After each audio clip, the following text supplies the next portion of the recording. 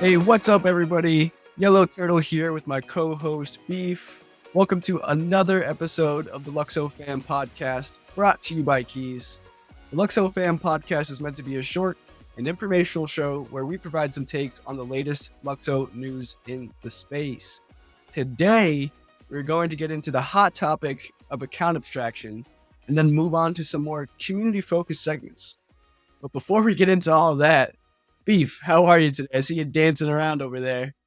Yeah, I was feeling myself right there. I'm doing okay. I kind of had a situation, personal life. I need to get a new car, and I've been calling up places, and there's a 152 person wait for the make and model that I'm interested in.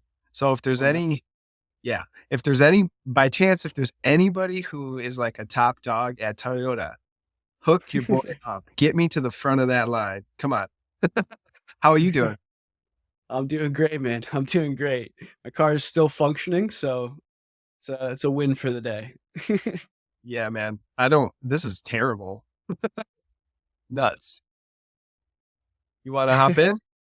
Yeah, man, let's hop right into it. So, the first topic we have on tap for today is about account abstraction. And actually, the lead DevRel at LUKSO just produced an article on account abstraction last week. Did you happen to give that a read? I did. It was pretty awesome. She laid out the current structure on Ethereum and kind of painted this picture, pretty accurately. I don't claim to be technical, but when you give it a read, it is very complicated. I just kept thinking, wow, like the way that they're going about this, it's just so much sidestepping and like scaffolding that they're building on top of this standard, that wasn't meant to kind of handle this sort of thing. And when I gave it a read, it kind of makes it seem like there's so much opportunity for something to go wrong or for something to be exploited. I mean, I don't know that as fact, but the way I'm thinking about it as I read like what she laid out, it's kind of like, a really complex machine. And then like maybe there's one piece in that machine where the screw is loose. And then this really complex thing is just going to be toast because of, something you didn't see originally. And then she kind of like paints a picture from LUKSO's approach. It's kind of more of I would say, let's keep going with the analogies, like a luxury approach. Users are going to be walking into a gasless experience. And with the smart contract based accounts, it's going to allow much more smooth building and interoperability. And, she did highlight a couple things like how multiple keys and devices can control your account and that you can socially recover it as well. So like no more sleepless nights. Like, well, what if my house starts on fire and the fire burns through my safe and the fireproof bag and then poof, I'm in trouble. Maybe I should bury it in the backyard. You don't have to do that anymore.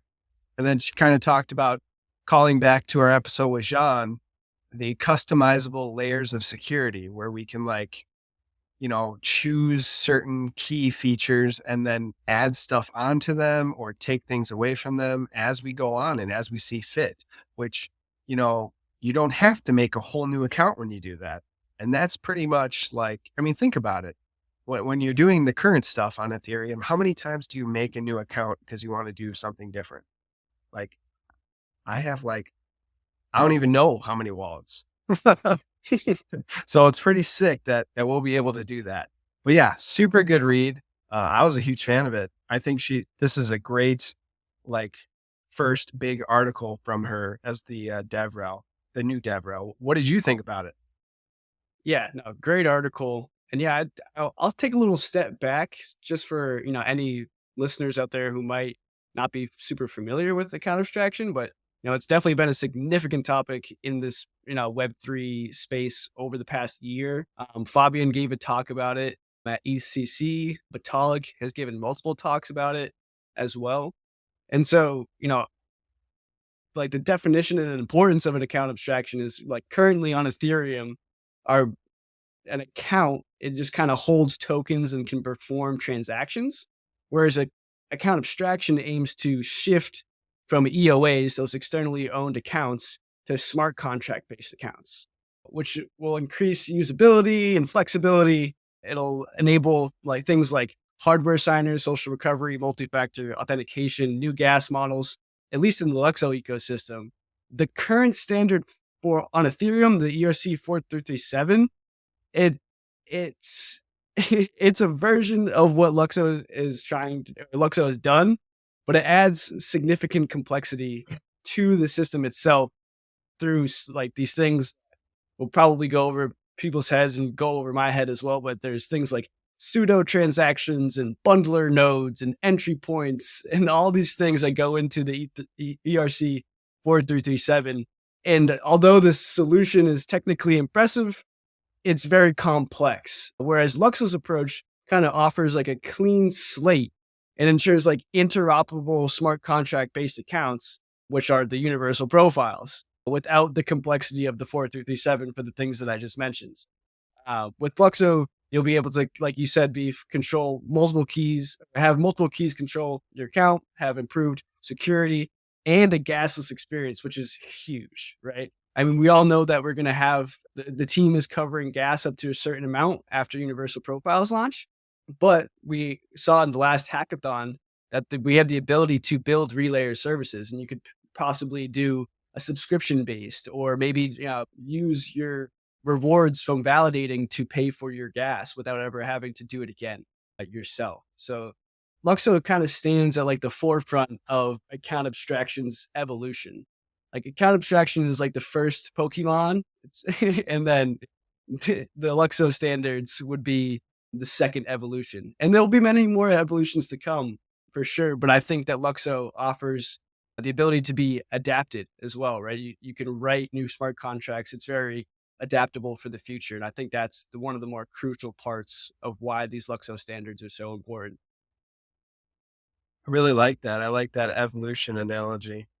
You know, I'm a huge fan of Charizard. I'm not what's the second evolution after Charmander? We're not Pokemon experts, folks. But anyway, yeah, I really did like that. And I agree, you know, having this gasless experience and having I think there was a project in the hackathon that had like users be able to watch advertisements or earn the ability to utilize gas. So, you know, it's interesting. We'll see where that ecosystem kind of develops, you know. Yeah, absolutely. Yeah, so we had some awesome Twitter banter lately. There was a tweet from Louie actually reaching out to the community and talking about what we would like to see more from the Luxo team. And there were a bunch of responses. What did you interpret community desire to be and kind of like what was the expectation? Yeah, no, I think well, first off, I think it's really cool that the team is, really taking the time to try to interact with the community, right? We've definitely been seeing more action in the Luxo Discord for one, but then also other Discords like KEEZ as well. Right? We have team members coming in there answering questions, just trying to interact. Jean has been huge. He came on the podcast. He's been on Spaces. So, they're definitely trying their best. And this kind of goes along with that, right? Just kind of looking to see, what the community would like to learn about the team essentially. And I felt like a lot of the community had similar responses in the sense that they were interested in, learning about each team member in like short little segments, kind of like an about me for the team. There was requests for tours around the office. I requested fit checks because, they're so big on fashion and there's got to be some crazy fits, going around that office on the daily. So and that's what I was excited to see. But, I think it was a really interesting approach, and I think it's really positive to see this from the team. And I'm curious to see what they actually do with all this feedback. What were some things that you were looking forward to see? So kind of looking at the responses, like I liked what Ethalorian had kind of talked about, that maybe we can gain some more insight into the business development team because, like you'd said, the smart contract team, Jean and Felix and Boost. they really have been pulling their weight and like stepping forward and kind of fulfilling that role for the community. Thanks for filling in my blank there. Yeah, can't forget um, Hugo too. oh yeah, yeah, my bad. No disrespect, Hugo. So yeah, that's kind of cool. I'm excited to see what Louis takes from that and what they actually do with it. So yeah, maybe we'll get to see some cool videos or read some more about me's and stuff like that. Yeah, that'd be awesome. And then in the same vein, I don't know if you saw Jean's tweet looking for community input for kind of more on the builder side, which makes sense, right? He's on the smart contract team, but he's looking to highlight specific use cases and project ideas and kind of create these recipes for LSPs so people can start to see how they can be implemented into different types of DApps, right? I thought that was really cool. There's definitely been, in my mind, I always think about how all the LSPs connect, right? We've always compared them and given them the analogy of Lego blocks. But, it'd be interesting to like really fully see a use case for like a vault, right? And see someone set up multiple vaults, maybe, and maybe have a vault that's just for LSP sevens and another vault that's just for LSP eights, something like that, right? Like, obviously, there's a world where they'll both live in the same vault, and maybe show that use case as well, right? I think another recipe that I'd like to see is using the universal receiver to reject something from a vault. I think that would be really cool because, right, those are two huge use cases that, we've talked about for probably 2 years ever since we found out that, like, those standards were a thing and we started to use the Lego block analogy. And so, like, it would be really cool to actually see those as a recipe, and I think it would just give people more and more and more ideas to go build, and it'll be open source, so it'll be even easier to use, right, and implement into different various apps. Yeah, so I think what this is an attempt to kind of like make it so they can start diving into what people's thought process are with these new LSPs. Because just like when Fabian and Vitalik were creating ERC20, they didn't know where it was going to go. They just kind of made the tech and then released it. And then people did what people do, and they build and they take it and they run with it. So I think Jean here was just trying to see like if anyone had any ideas right out the gate on what they would like to cook up. And I thought it was pretty cool. I saw Marcus, shout out Marcus, talk about LSP9 and LSP8. And Jean kind of took what he said and then said, wow, like this could be like a simple auction house system. And he kind of was surprised. It was like, whoa, I didn't think I was asking for like, the next gen eBay or something like that. So yeah, it's cool to see. I personally need to keep studying the LSPs so that I have more of a firm grasp, where I can completely understand how those Lego blocks fit together. And I'm much more of a visual person. Like I like watching videos, but there's not too many videos about this stuff right now. There's just a lot to read. And yeah, I have to read and then reread and reread again for me to really like start absorbing it. But yeah, that was super cool. Super cool Twitter activity lately. Love that the team is doing that. Yeah, speaking of learning more about LSPs and the Twitter realm, KEEZ just put out a thread today that was the thread of threads. If you don't know, for the past however many weeks, we've been doing LSP of the week where we highlight one LSP, kind of break it down, give a use case, and just talk about the ins and outs a bit. They've all been edited or reviewed by a smart contract dev on the LUKSO team. And so today we kind of compiled them all into one giant thread that people will be able to use and reference, in the future. So we wanted to add that as a little resource. And there's also an article on the KEEZ website that breaks down the LSPs and gives a use case as well. Thread of threads. The thread of threads. Hey, so talking about learning and activity in the community, something kind of was revealed recently. You want to dive into that first? Yeah. So this is probably, well, if maybe not the first community led project at KEEZ. I think, most of the things that we've done have sparked from some community idea and then we run with it because that's kind of the nature of KEEZ. But it felt like the first one that, that really came together quickly from people that we hadn't really interacted with too much in the community. So shout out to Hans. He's in Hans Dieter, I believe is how you pronounce his name. was in a Telegram group chat and was asking about a LUKSO ecosystem. And then Sage, a core contributor at KEEZ, kind of hopped right on that and said, he's down to help out. We actually had a database on our Notion site with most of the projects building on LUKSO already. So they kind of just adapted that and made this. And then shout out to Mince because he came in with his Photoshop skills and just absolutely made a beautiful, beautiful graphic that highlights most, if not all, of the projects building currently on LUKSO and kind of broke them down into different categories. Some of the categories included DAO, NFT 2.0, sustainability, XR, VR, AR, news and docs, marketplaces, staking options, social media, wallets, and digital experiences. There's also some debate around whether there should be a metaverse or multiverse category, maybe both. It was a big debate today in the Discord, but now I'm curious to see what you think about the eco map itself from your perspective. And then honestly, I'd love to get into multiverse versus metaverse for a second because it was Oh bothering me boy. today. Yeah, I mean, I really thought that this is a really cool visual representation of kind of where we're at right now.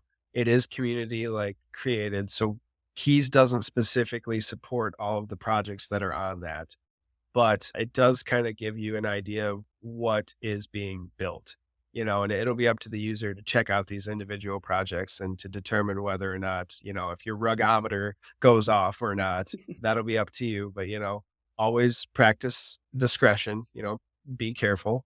But yeah, it's beautiful. Mince murdered it. Hans, great job. They really did put this together like within what, 2 days? Like it was like they hit the ground running and then it was just, and we're done. you know? So really appreciate all that work that they put into it. As far as the multiverse, uh, what was it? Multiverse, metaverse? Is that what we were talking about? Yeah. I mean, I think they're the same, right?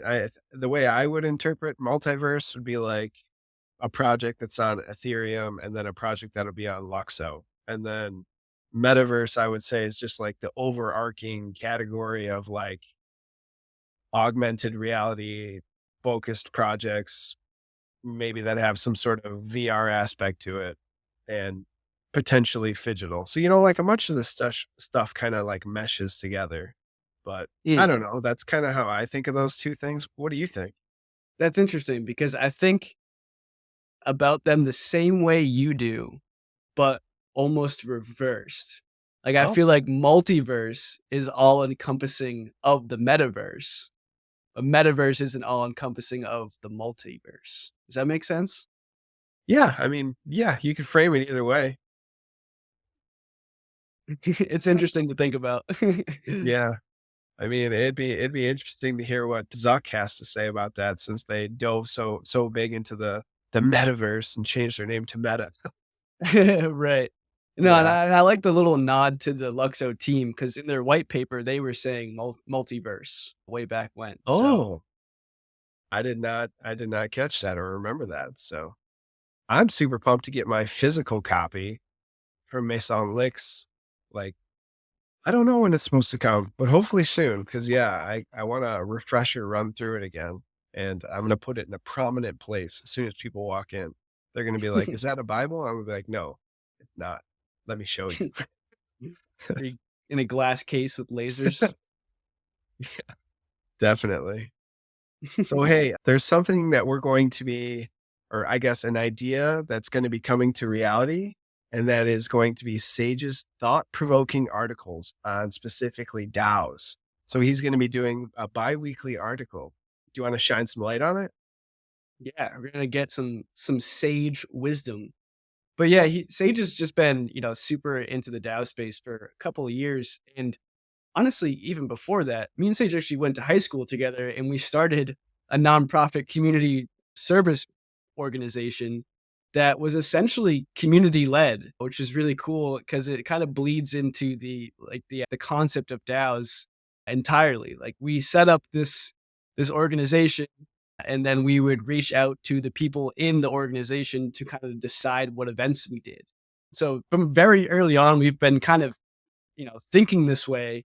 And then to learn later about DAOs and kind of leading through the community, having these decentralized autonomous organizations and using smart contracts for voting so that there's no discrepancy as to what the direction is of the group. And so, he's been reading articles, reading books about different ways to kind of govern and different governance systems that have worked and haven't worked over time and the different concepts behind them. So, I'm just very excited to read his thoughts. I think he's going to be a sounding voice in the DAO space in the future. So I'm glad he's taking the time to really get his thoughts on paper now. And then when we look back in 10 to 15 years, we'll, make fun of him because he was wrong because it's been 10 to 15 years later in this space. But it's going to be fun to hear his thoughts on all these topics for sure. And he's been one of the longest, core contributors at KEEZ, and was there at the sort of the inception of KEEZ and has stuck around and all the way through, even through this bear market, helping to get us to this platform that we're at right now. And definitely a huge reason why you're watching or able to watch 3 VR podcasts from KEEZ is due to the hard work from Sage. So shout out to him. I'm super excited to read his articles. And yeah, bi-weekly coming out on the KEEZ blog on our website. Make sure to check it out and, provide some comments and, maybe we'll bring back the content collective and talk about Sage's articles. Oh yeah, hell yeah. I do want to echo shout out Sage. Sage is always got his hand in something. He's gotten tons of experience working through a bunch of different situations for KEEZ, and we appreciate him a lot. So, Sage, if you're listening, which I hope you are, you rock. You're the man. So, yeah, grab your matcha or your coffee and look forward to those articles. I think they're going to be dropping on Mondays, every other Monday. And I'm not sure if it's this Monday. I think it's this upcoming Monday. You'll get your first taste. I believe so. Well, that pretty much wraps up everything we had to talk about today. Beef, you want to sign us off, buddy? Yeah, as always, I want to remind everyone none of this is financial advice. It's just a couple of dudes talking about what we love. Peace.